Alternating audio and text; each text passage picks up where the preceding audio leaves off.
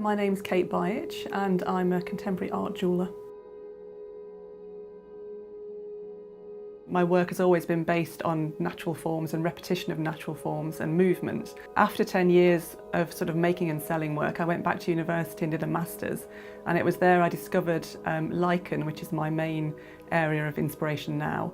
There are something like 5,000 plus different species of lichen.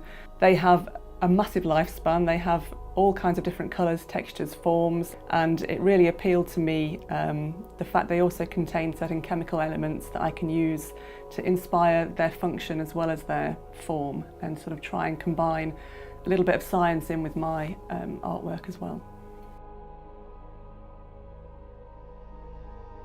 There are a lot of different makers whose work I admire, but somebody who I've always kind of loved, really from right when I very first started looking at jewellery, is Jacqueline Ryan.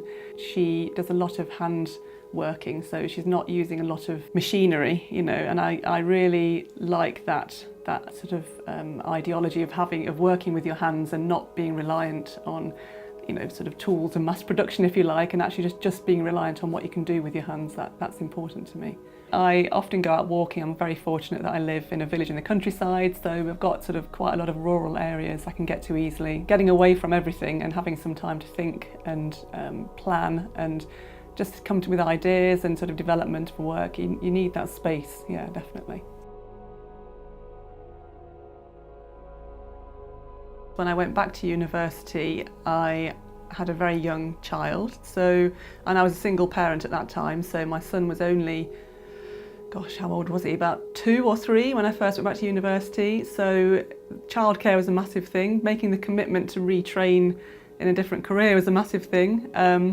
Cost was a massive thing. Time, you know, there were a lot of things. So I think it was really something I really wanted to do, obviously, so to go through that. But yeah, that was kind of a barrier to me when I first started, definitely.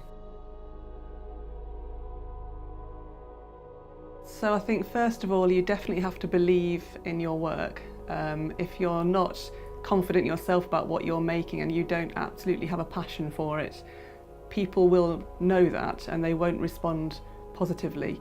If you can talk to somebody and be really passionate and really enthusiastic about what you're making and what you're doing, then people will be drawn in and they'll want to find out more.